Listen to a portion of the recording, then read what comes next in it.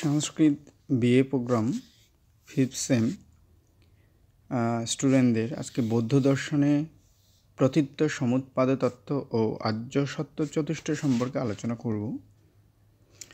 বুদ্ধ দর্শনের আলোচ্য বিষয় হলো বুদ্ধের দর্শনের সার কথা। প্রচলিত অর্থে বুদ্ধদেব দার্শনিক ছিলেন না। যে অর্থে শঙ্করাচার্য দার্শনিক, সেই অর্থে বুদ্ধদেব দার্শনিক নন। জগতের মূল উপাদান কি? জগৎ কি স্বাদি না অনাদি, নিত্য না অনিত্য? জগৎকর্তা ঈশ্বর আছেন কি? দেহাতিরিক্ত আত্মা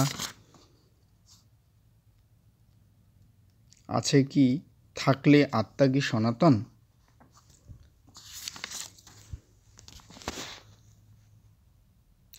মুক্ত আত্মার স্বরূপ কি? দর্শনের এসব মূল তত্ত্ব সংক্রান্ত আলোচনায় বুদ্ধদেব আগ্রহী ছিলেন না।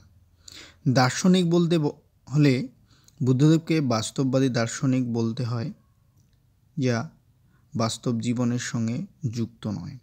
বুদ্ধ মতে তার আলোচনা সময়ের অপচয় মাত্র। দুঃখ সমস্যা এক অতি বাস্তব সমস্যা। কী প্রকার জীবনযাত্রায় দুঃখ মুক্তি সম্ভব হতে পারে, বুদ্ধদেব মূলত সেই পথেরই নির্দেশ দিয়েছেন। বুদ্ধদেব ছিলেন মূলত ধর্ম ও নীতি সংস্কারক। বলা চলে বুদ্ধদেব জগতের সর্বশ্রেষ্ঠ নীতিনিষ্ঠ দার্শনিক, সর্বশ্রেষ্ঠ নীতিসম্মত ধর্মের প্রবর্তক।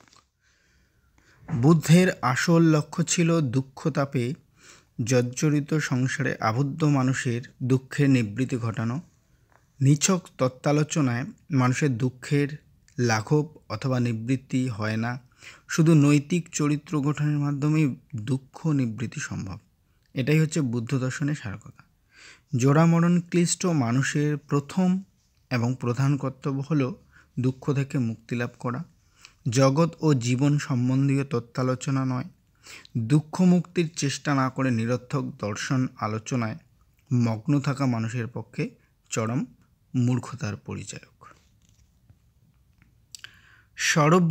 ষড়বিদ্ধ মানুষ বিনা কালক্ষেপে ষড়টিকে দেহ থেকে উৎপাটিত না করে যদি ষড়তত্ত্বের বিচার করতে থাকে, ষড়টিকে এবং কতদূর থেকে নিক্ষেপ করেছে, সেটি দেহের মধ্যে কতটা বিদ্ধ হয়েছে, ষড়টির অগ্রভাগ কোন ধাতু নির্মিত, সেটির গতিবেগ কেমন ছিল ইত্যাদির বিচার করতে থাকে, তাহলে তা যেমন মূর্খতা বলে গণ্য হবে, তেমনি দুঃখ জর্জরিত মানুষের পক্ষেও দুঃখ মুক্তির প্রয়াস না করে নিষ্ফল তত্ত্বালোচনা মূর্খতার পরিচয় রূপে বিবেচিত হবে। দুঃখ মুক্তি সর্বাগ্রে প্রয়োজন। মানুষের দুঃখ মোচনকেই এই জন্য বুদ্ধদেব তার জীবনের একমাত্র ব্রতরূপে গণ্য করেন। আধ্যাত্মিক সাধনালব্ধ অভিজ্ঞতা থেকে বুদ্ধদেব 4টি মহান সত্য লাভ করেন। বৌদ্ধ দর্শনে এই 4টি সত্য চত্বারি আর্য সত্যানি বা 4টি আর্য বা মহান সত্য নামে পরিচিত। 4টি আর্য সত্য হল দুঃখ জীবন দুঃখময়, দুঃখ সমুদায় দুঃখের কারণ আছে, দুঃখ নিরোধ দুঃখ নিবৃত্তি বা নির্বাণ সম্ভব, এবং দুঃখ নিরোধ মার্গ অর্থাৎ দুঃখ নিবৃত্তির মার্গ তার উপায় আছে। বৌদ্ধ দর্শনের বুদ্ধদেব আলোচনা যথাসম্ভব পরিহার করে নীতিশাস্ত্রকে গুরুত্ব দিলেও তার নৈতিক উপদেশসমূহের মধ্যে কয়েকটি গভীর দার্শনিক তত্ত্ব প্রকাশ পেয়েছে। বুদ্ধদেবের নৈতিক শিক্ষা মূলত 5টি দার্শনিক তত্ত্বের উপর নির্ভরশীল, এবং বৌদ্ধ দর্শন বলতে এই 5টি তত্ত্বের আলোচনাকেই বোঝায়। মূল দার্শনিক তত্ত্বগুলি হল প্রতীত্য সমুৎপাদ তত্ত্ব বা শর্তাধীন কার্যকারণবাদ, আর্য সত্য চতুষ্টয় বা 4টি মহান সত্য অর্থাৎ দ্য 4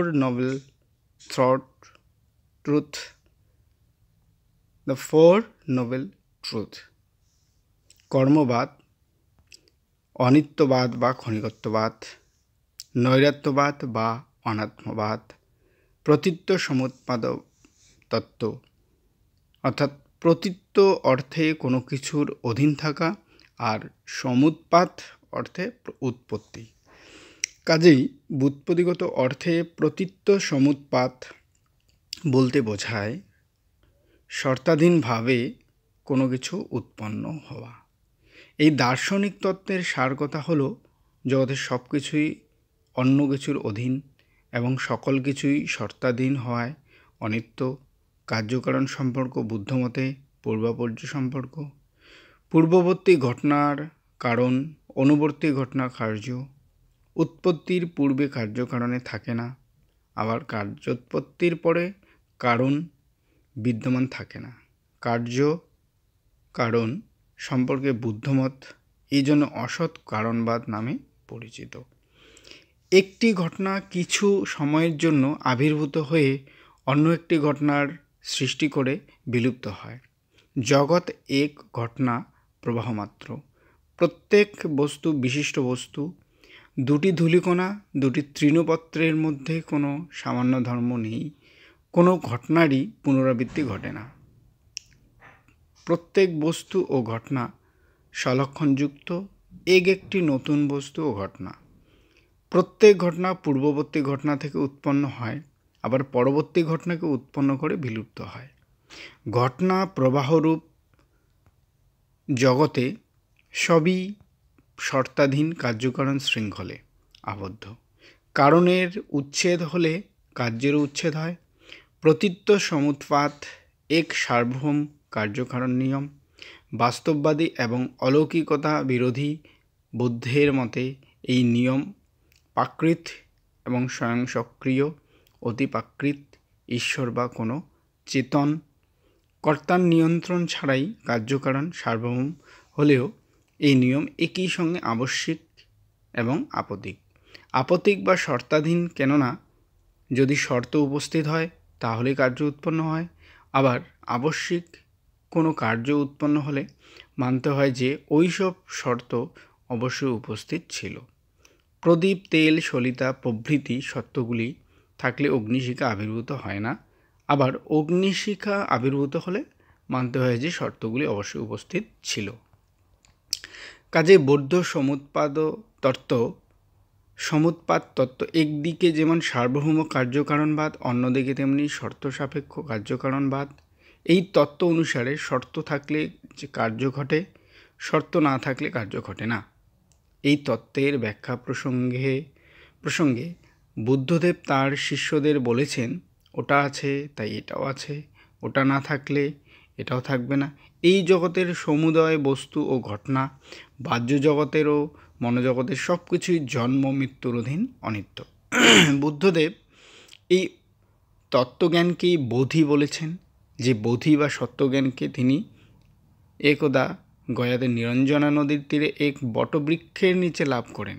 দুঃখের কারণ এবং দুঃখ মুক্তির উপায় নির্ণয়ের জন্যই সিদ্ধার্থ সংসার ত্যাগ করেন এবং অবশেষে প্রতীত্য সমুৎপাত তত্ত্বের সম্যক জ্ঞান লাভ করে আর্যসত্য চতুষ্টয় যে জ্ঞানের অন্তর্গত দুঃখের কারণ ও দুঃখ মুক্তির উপায় সম্পর্কে তিনি অবগত হন। জীব কেন জরা মরণজনিত দুঃখ পায়? কারণ জীবের জন্ম হয়। জীব জন্মায় কেন? এই প্রশ্নের উত্তর হলো, কারণ জীবের জন্মগ্রহণের প্রবণতা থাকে। এভাবে কার্যকারণ পরম্পরায় দ্বাদশ নিদানের উল্লেখ করে বুদ্ধদেব অবিদ্যাকে দুঃখের মূল কারণরূপে চিহ্নিত করেন। অবিদ্যা দুঃখের প্রথমতম কারণ। অবিদ্যার নাশ হলে দুঃখেরও নাশ হয়। জীবনে দুঃখ যেমন আছে তেমনি দুঃখের কারণ আছে, দুঃখ মুক্তির উপায় আছে এবং দুঃখ মুক্তি সম্ভব। বুদ্ধের দর্শনের এই তত্ত্ব সর্বাপেক্ষা গুরুত্বপূর্ণ, কেননা অপরাপর দার্শনিক তত্ত্বগুলি এই মূল তত্ত্ব থেকেই যুক্তিসম্মতভাবে অনুসৃত হয়েছে। বুদ্ধদেব নিজে এই তত্ত্বকে ধর্ম বা নীতি, অর্থাৎ বুদ্ধমতে নীতি ধর্ম বলেছেন।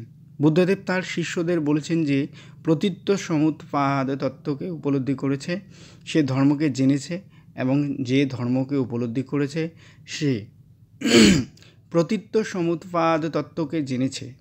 বুদ্ধদেবের আর্যসত্য চতুষ্টয় কর্মবাদ, অনিত্যবাদ, অনাত্মবাদ এই মূল তত্ত্বের উপর নির্ভরশীল। এর জন্য অনেকে প্রতীত্য সমুৎপাদ তত্ত্বকে বুদ্ধদেবের প্রবচনরত্ন বলেছেন, প্রতীত্য সমুৎপাদ তত্ত্ব এক মধ্যপন্থা মতবাদ। এই তত্ত্বের জন্যই বুদ্ধদেব সর্ব ব্যাপারে মধ্যপন্থা অবলম্বন করেছেন। প্রথমত, এই তত্ত্ব স্বভাববাদ ও যদৃচ্ছাবাদ নামক দুটি চরমপন্থা মতবাদের মধ্যবর্তী মতবাদ, এবং দ্বিতীয়ত এই তত্ত্ব শাশ্বতবাদ ও নাস্তিত্ববাদ নামক দুটি চরমপন্থা মতবাদের মধ্যবর্তী মতবাদ। স্বভাববাদ অনুসারে বস্তুর স্বভাবেই কার্যকারণ সম্পর্ক নিহিত। স্বভাব নিয়মে বস্তু বা ঘটনা পরিবর্তিত হয়। পরিবর্তন স্বভাব ধর্ম অনুসারে হলে যা ঘটাবার তা অনিবার্য রূপে ঘটে। ঘটনাকে কোনোভাবেই প্রতিরোধ করা সম্ভব নয়। কিন্তু প্রতীত্য সমুৎপাত শর্তাধীন কার্যবাদ, যদি শর্ত থাকে তাহলে ঘটনা ঘটে। আবার প্রতীত্য সমুৎপাদ তত্ত্ব যদৃচ্ছাবাদ থেকেও ভিন্ন। যদৃচ্ছাবাদ হচ্ছে আকস্মিকতাবাদ। এ মতে কার্যকারণ নিয়ম বলে কিছু নেই, যা ঘটে তা আকস্মিকভাবেই ঘটে। কিন্তু প্রতীত্য সমুৎপাদ তত্ত্ব অনুসারে এই জগতে আকস্মিক বলে কিছু নেই, সব কিছুই শর্তাধীন। স্পষ্টতই প্রতীত্য সমুৎপাদ তত্ত্ব স্বভাববাদ ও যদৃচ্ছাবাদের মধ্যবর্তী মতবাদ। প্রতীত্য সমুৎপাদ তত্ত্ব আবার দুটি বিরোধী মতবাদ, শাশ্বতবাদ ও নাস্তিকবাদেরও মধ্যবর্তী মতবাদ। শাশ্বতবাদ অনুসারে শাশ্বত সত্তা বা সত্য আছে। নাস্তিকবাদ অনুসারে সত্তা বা সত বলে কত কিছু নেই। প্রতীত্য সমুৎপাদ তত্ত্ব অনুসারে বস্তু আছে, তবে তার অস্তিত্ব আপেক্ষিক, সত্য নির্ভর। সত্য থাকলে বস্তু বা ঘটনা থাকে, সত্যের বিলোপ হলে বস্তু বা ঘটনার বিলোপ হয়। অতএব জাগতিক বস্তু বা ঘটনা আছে এবং নেই, উভয়ের মধ্যবর্তী বুদ্ধের দ্বিতীয় আর্য সত্যটি এই প্রতীত্য সমুৎপাদ তত্ত্বের উপর নির্ভরশীল। দ্বিতীয়ত, আর্য সত্য বুদ্ধদেবের কার্য কারণ পরম্পরায় দুঃখের মূল কারণকে বলেছেন অবিদ্যা। চারটি মহান সত্য সম্পর্কে অজ্ঞতা। আর্য সত্য চতুষ্টয়, বেদ উপনিষদ থেকে শুরু করে ভারতীয় প্রায় সকল দর্শনেই তত্ত্বজ্ঞানের অভাবকে অর্থাৎ অবিদ্যাকে দুঃখের মূল কারণ এবং তত্ত্বজ্ঞান অর্থাৎ বিদ্যাকে দুঃখ মুক্তির উপায় বলে তিনি আলোচনা করেছেন। বুদ্ধমতেও অবিদ্যাই দুঃখের মূল, তবে বুদ্ধমতে অবিদ্যা অর্থে আর্য সত্য চতুষ্টয়ের জ্ঞানের অভাব। চারটি মহান সত্যের সম্যক জ্ঞান হলেও দুঃখ নিরোধ হয়। চারটি মহান সত্য হল দুঃখ, জীবন দুঃখময়, সর্বং দুঃখম, দুঃখ সমুদায়, দুঃখের উৎপত্তি আছে, কারণ আছে, দুঃখ নিরোধ, দুঃখ নিবৃত্তি সম্ভব, দুঃখ নিরোধ মার্গ অর্থাৎ পথ, দুঃখ নিবৃত্তির উপায় আছে। প্রথম আর্য সত্য, জীবনে দুঃখই সত্য, সবই দুঃখময়, সর্বং দুঃখম। জন্ম দুঃখ, রোগ দুঃখ, জড়া দুঃখ, মৃত্যু দুঃখ, অপ্রিয় সংযোগ দুঃখ, প্রিয় বিচ্ছেদ দুঃখ, অনিত্য বস্তুতে আসক্তি দুঃখ, মানুষের জীবন কামনা বাসনা কণ্টকিত এবং নানা পাওয়ার বেদনায় জর্জরিত, কামনার নিবৃত্তি নেই। একটি কামনার তৃপ্তি না হতেই অন্য কামনা মনকে অধিকার করে এবং না পাওয়ার বেদনার নিবৃত্তি হয় না। এ জগতে অবিমিশ্র সুখ বলে কিছু নেই। সুখ সর্বদা দুঃখ মিশ্রিত, অর্থাৎ সুখ দুঃখেরই ভিন্ন নাম। বুদ্ধদেব বলেন যে দুঃখ তাপে ক্লিষ্ট হয়ে মানুষ এ যাবৎ যে পরিমাণ অনুবর্ষণ করেছে তা সব সমুদ্রের জলের পরিমাণ থেকেও বেশি। প্রথম আর্য সত্য থেকে এমন মনে করা সঙ্গত হবে না যে বুদ্ধদেব দুঃখবাদী। বুদ্ধদেব দুঃখকে মানব জীবনের সার্বভৌম সত্য বললেও অলঙ্ঘনীয় বলেননি। প্রথম আর্য সত্যের মাধ্যমে বুদ্ধদেব তাঁর শিষ্যদের এটাই বলতে চেয়েছেন, জীবনে দুঃখ আছে, একথা সত্য, তবে সম্যক জীবনযাপন করলে দুঃখকে যথাসম্ভব পরিহার করা যায়। প্রথম আর্য সত্যের মাধ্যমে বুদ্ধদেব প্রকৃত অর্থে দুঃখবাদ প্রতিষ্ঠা করেননি, পরন্তু এ জগতে যা রূঢ় বাস্তব তারই প্রতি মানুষের মনোযোগ সৃষ্টি করেছেন। প্রথম মহান সত্যটি মানুষের প্রতি বুদ্ধদেবের এক সতর্কবাণী। দ্বিতীয় আর্য সত্য, দুঃখ সমুদায় দুঃখের কারণ আছে। বুদ্ধদেবের এই দ্বিতীয় আর্য সত্যটি প্রতীত্য সমুৎপাদ তত্ত্বের উপর প্রতিষ্ঠিত। এই তত্ত্ব অনুসারে এই জগতে সকল কিছুই শর্তাধীন, কার্যকারণ শৃঙ্খলে আবদ্ধ। এই জগতে অকারণ বা কিছু নেই।